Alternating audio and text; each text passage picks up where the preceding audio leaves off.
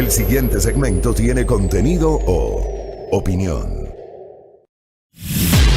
La entrevista en A Primera Hora. Analizamos los hechos del momento junto a sus protagonistas.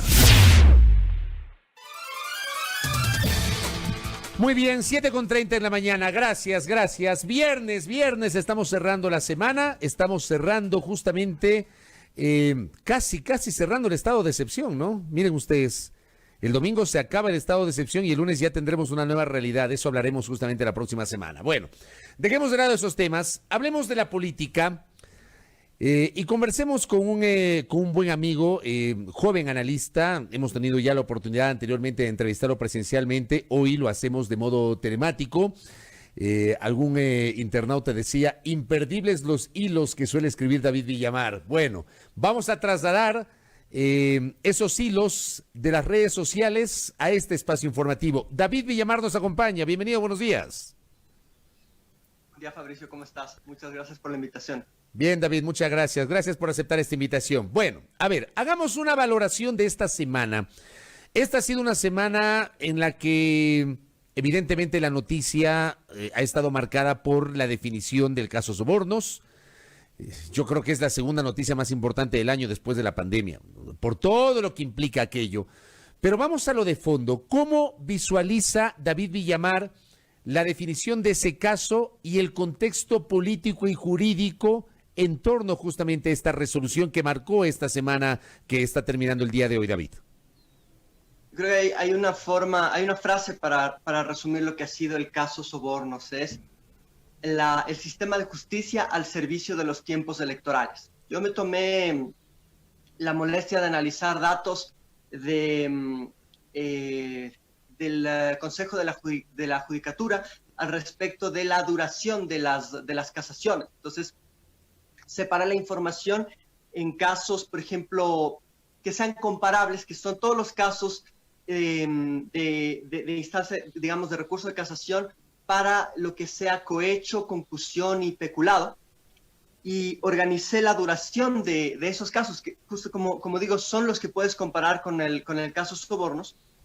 Y tú tienes que justamente las casaciones van desde 17 días de duración hasta más de 800 días de duración. Y el caso que dura 17 días es justamente el caso Sobornos. En otras palabras, es la casación más rápida de la historia, por lo menos de la historia reciente. Eso ya te dice bastante de cómo se ha manejado la justicia para entrar, como digo, en las necesidades de los tiempos electorales, donde el objetivo era claramente impedir a Rafael Correa ser candidato. ¿Tú coincides con la postura de algunos sectores que califican a algunos dicen el juicio del siglo, otros dicen es una sentencia histórica? ¿Tú coincides con esa visión, David? Yo diría que es la farsa del siglo. ¿Por qué razón? ¿Por qué le dices la farsa del siglo? A ver, condenar a un expresidente de la República por influjo psíquico es algo cómico. El expresidente Correa ha manifestado que esto en instancias internacionales va a ser una broma. Ya tenemos algunas, si quieres, manifestaciones de la forma en que esto se está tomando a nivel internacional, que es, por ejemplo, la decisión de Interpol de no hacer caso de los pedidos del Ecuador para extraditar al expresidente Correa. Sí, ese es solamente el inicio. O sea, tú vas a ver una cascada de manifestaciones en contra de esta burla de juicio que no solo por la velocidad, sino por los argumentos, los elementos, las posiciones cambiantes en torno a casos similares. Tú puedes comparar el caso Sobornos, cómo están organizadas las evidencias. Tú tienes el famoso cuaderno de Hello Kitty, supuestamente escrito por Pamela Martínez, y luego tienes una batería de testimonios. Compara con el caso del reparto de los hospitales. Tú tienes ahí no un cuaderno escrito quién sabe cuándo por Mendoza, sino el registro de sus tweets, el registro de sus conversaciones con María Paula Romo, y tienes además testimonios. Es decir, si tú le das validez a al conjunto de evidencias que tienes para el caso Sobornos, tienes evidencias todavía más contundentes para el caso del reparto de los hospitales, y ahí sí no importan los testimonios, ahí sí no importa que tengas registro justamente de chats donde te dicen a quién se recomienda y a quién se nombra. Eso está ahí, es público, es evidente. Ahora, y hasta ahora siguen cubriendo. Ahora, este caso, yo digo, y quise empezar la entrevista por ahí porque fue la noticia más importante de la semana desde lo político, pero este caso también, bien decía David Villamar, y también yo lo he sostenido, ha estado atado a los tiempos políticos. Los tiempos jurídicos los ataron a los tiempos políticos. Finalmente, la próxima semana, el 17 de septiembre, estamos hablando del día jueves. El jueves 17 de septiembre será la convocatoria a las elecciones, y a partir del 18 de septiembre hasta el 7 de octubre, David, amigos y amigas que nos escuchan y que nos miran, se generará pues la recepción de la inscripción de las candidaturas ante el Consejo Nacional Electoral.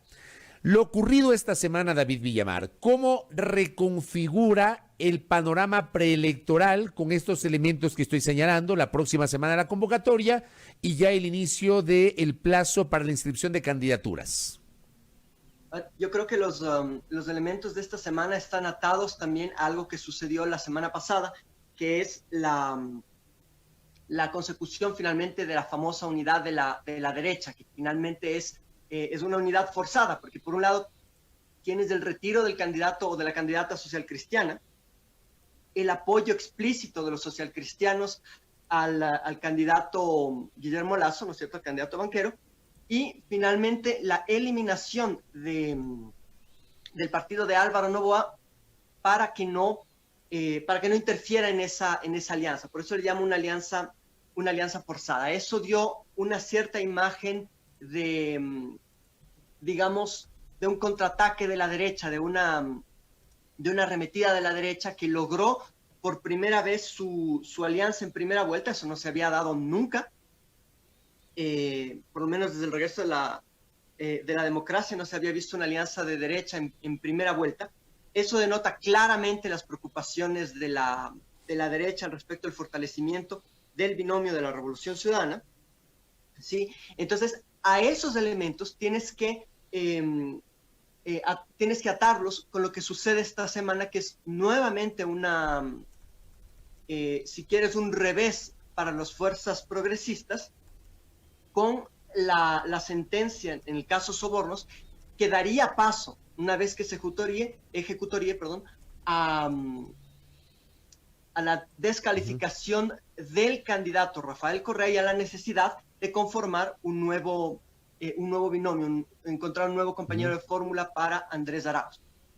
Entonces, si tú quieres lo más importante de la semana, para tener lo más importante de la semana, habría que añadir lo que sucede ayer. En principio no tendría que ver con la coyuntura electoral, pero tiene todo que ver, y es cómo nuevamente se manifiesta la alianza que ha perdurado desde el inicio de este gobierno entre Alianza País y el movimiento Creo de Guillermo Lasso, ayer, para mantener el control por parte del gobierno de la Comisión de Fiscalización. Sí, claro, ese es un tema para tomar nota, pero mira tú, hubo 4 votaciones sobre las cuales no hubo resolución, y finalmente a la quinta, que fue una moción de Pavel Muñoz, finalmente esa moción logró 85 votos, y el lunes sí o sí van a cambiar la Comisión de Fiscalización, pero creo que es un dato no menor el que está señalando David Villamar sobre fiscalización. O sea, ¿tú le encuentras una relación a eso con lo que está señalando? Mira, lo principal de eso, más allá de los resultados, es que queda evidente que sigue en pie la alianza. Yo diría sigue en pie más que nunca la alianza entre Creo y el gobierno. Y esta alianza entre AP y Creo para mantener el control de la Comisión de Fiscalización por un lado, y por otro lado la alianza entre Creo y los socialcristianos, que te consolida un poder unívoco en el Consejo Nacional Electoral, tienen ambas una intersección que es María Paula Romo. Si es que si el gobierno pierde el control de la Comisión de Fiscalización y se decide un juicio político contra Romo, y Romo, que es la figura fuerte que ha empujado la agenda de Guillermo Lasso y la agenda del Fondo Monetario en general, si esa figura sale del gobierno, va a ser muy difícil seguir imponiendo la agenda como lo han venido haciendo hasta ahora estas dos fuerzas políticas. Entonces, hay una razón para que la Comisión de Fiscalización no dé paso a los juicios de María Paula Romo, y es para que ella siga presionando, esta vez para que se consolide una agenda de derecha en un CNE completamente entregado, esta vez porque los candidatos del socialcristianismo se unen a los delegados o los consejeros afines al socialcristianismo se unen a los consejeros afines a Creo, ¿sí? Y lo que tú tienes ahí es la configuración de un escenario en que sí o sí van a querer forzar resultados electorales para favorecer a la derecha. Uno de esos peligros que tenemos es la descalificación del binomio de Andrés Arauz. Hay tal vez un riesgo, y ahí le pregunto a David Villamar, hay un riesgo, como por ejemplo ha escrito en los últimos días el jurista Ismael Quintana, lo ha hecho público dando su opinión sobre el tema. Él cree que incluso hay el riesgo de que no califiquen la candidatura de Andrés Arauz, porque considera que no se cumplieron con todos los procedimientos de democracia interna que establece la normativa del CNE. ¿Hay ese riesgo real o no, David? Mira, a mí estas opiniones que ha dado Ismael Quintana me resulta muy difícil no verlas como mercenarias. Es una vergüenza que un jurista esté del lado de torcer y exprimir reglamentos, y no del lado de que prevalezca el derecho de la gente a elegir a quien quiera en las urnas. ¿Ya? La opinión de Ismael Quintana para mí no tiene real validez, está torciendo, como te digo, los reglamentos. Los reglamentos en ningún lugar dicen que la descalificación de uno de los candidatos implica la descalificación del binomio. En este caso, si no hay aceptación por parte por ejemplo, de Rafael Correa, o si no quieren validar la aceptación, o si hay sentencia ejecutoriada, en lo único que se cae es en una falta de requisitos, una falta de cumplimiento de uno de los requisitos de ese candidato, y por tanto entras en, como bien lo señaló Diana Tamainti, como bien lo señaló también Cabrera, ambos consejeros del CNE, cuando se cae en uno de esos casos, el partido en cuestión tiene 48 horas para presentar un nuevo compañero de fórmula sería, claro, un nuevo compañero de fórmula. Ahora bien, sobre eso, Correa no será candidato de ninguna manera, independientemente de la discusión reglamentaria, de si podía o no inscribirse, de que personalísimo no es igual a presencial. Ya, olvidémonos de eso. Correa, con la sentencia penal condenatoria ejecutoriada, no podrá ser candidato a ningún cargo de elección popular. Correa está fuera de la escena, no va a estar en la papeleta para ningún cargo de elección popular. Lo que me llama la atención es que en el ejercicio de democracia interna del Centro Democrático se planteó la opción de Rafael Correa como candidato a la vicepresidencia y la opción de Carlos Rabascal como candidato a la vicepresidencia. Uno entendía, al menos yo lo entendía así, de que sin Correa, obviamente, quien debe saltar a la cancha es Rabascal. Pero en estas horas, esta semana, por ejemplo, el lunes, entrevistamos a Rafael Correa en este espacio y el propio Correa dijo, sí, Carlos Rabascal es una opción, pero no es la única. Me habló de Perina Correa, con cuya posible candidatura a la vicepresidencia no está de acuerdo, él lo dijo en este noticiero. Habló de Mariel Saviteri, la mencionó al economista Mariel Saviteri, y ayer me extrañó un tuit de la ex asambleísta constituyente María José de Luca, que le agradece una invitación pero que no acepta. Una invitación le agradece a Andrés Arauz pero que no acepta. Me llamó poderosamente la atención eso. ¿Qué está pasando? O sea, ¿cómo leemos esto? De alguna manera lo ato a algo que yo comenté hace unos días en este mismo espacio. ¿A qué está jugando la Revolución Ciudadana con esta indefinición de la candidatura vicepresidencial, David Villamar? A ver, yo pienso que hay varias razones que pueden motivar estas últimas manifestaciones que tú mencionas. Una es la búsqueda de determinados equilibrios, ¿cierto? la figura de Andrés Arauz, que es un candidato de la Sierra, joven, un economista abiertamente progresista, te llama a buscar un equilibrio en una figura que sea complementaria a la de Andrés Arauz. Se había pensado justamente en nombres como los que mencionas, entre los que estarían Carlos Rabascal, Pierina, María Saviteri, e incluso recientemente escuché nombres, tú mencionas María José de Luca, habría otros nombres también que han estado sonando, estaría María Isabel Salvador, estaría Carol Murillo, son diferentes nombres que se han venido barajando sobre todo en redes sociales. Muchos de esos nombres buscan justamente esta complementación, este equilibrio, en el que se incluirían temas de visión política, temas de edad, temas de género, ¿no es cierto?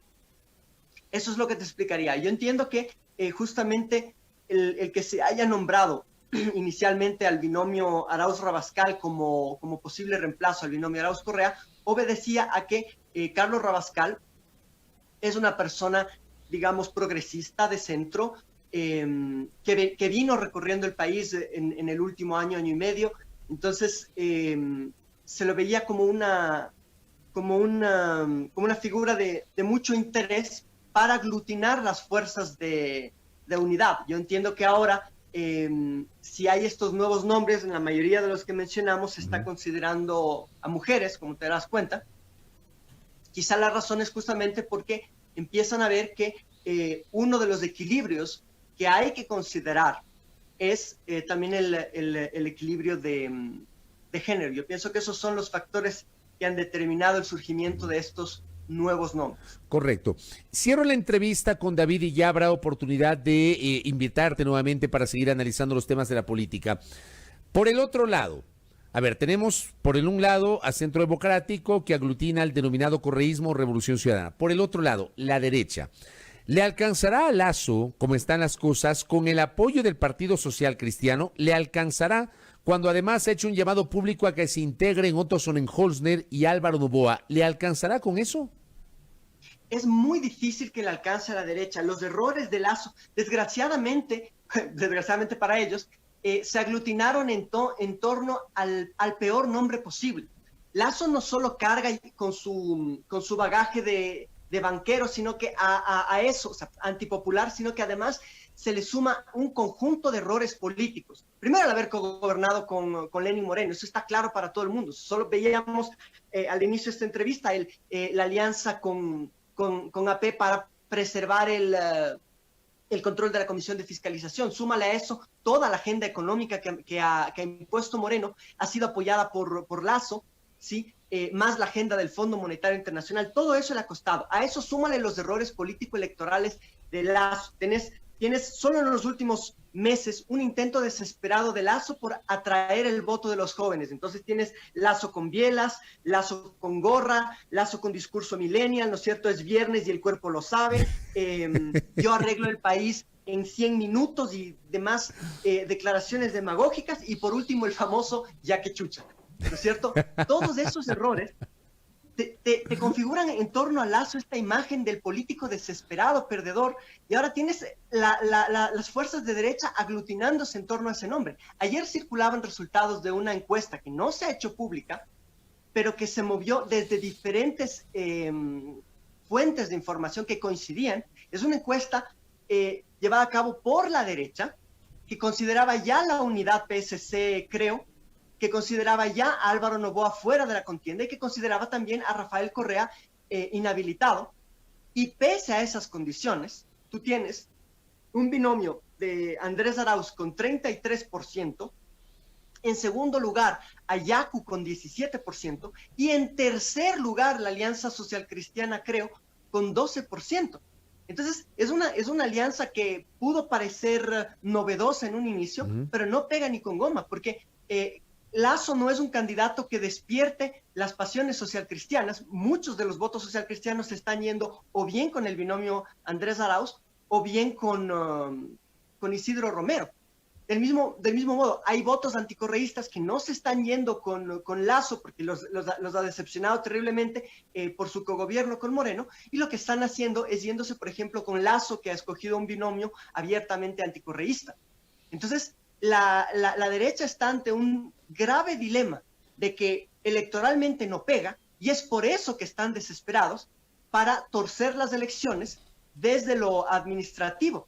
Y es por eso que tienen ahorita esa presión para desde el CNE buscar un impedimento, y para eso tienen justamente gente como Ismael Quintana, que está presta para vender argumentos jurídicos que se ajusten al momento. Correcto. David, gracias por el tiempo. Valoro mucho estos minutos para conversar, para charlar sobre la política. Muy amable, David. Un abrazo. Un abrazo, Fabricio. Gracias. David Villamar, analista, conversando aquí con su visión en torno justamente a los temas políticos, a los temas preelectorales, por cierto, y gracias a la alerta que me hace un buen amigo, Nahuel Mendoza, ¿no? Ayer, 10 de septiembre, se cumplieron los 30 días que iniciaron el 11 de agosto pasado para que el Consejo Nacional Electoral analice los descargos presentados por Fuerza Compromiso Social, Justicia Social, Libertades Pueblo y Podemos. Organizaciones que están en capilla por un pedido o una disposición de la Contraloría General del Estado. Veamos si entre hoy o este fin de semana o la próxima semana ya se conoce alguna decisión final por parte del CNE. Pero miren ustedes, y esto les dejo como noticia, ayer se cumplieron los 30 días que había anunciado el CNE para definir el análisis de las pruebas de descargo presentados por estas 4 organizaciones políticas. 7:52 en la primera hora.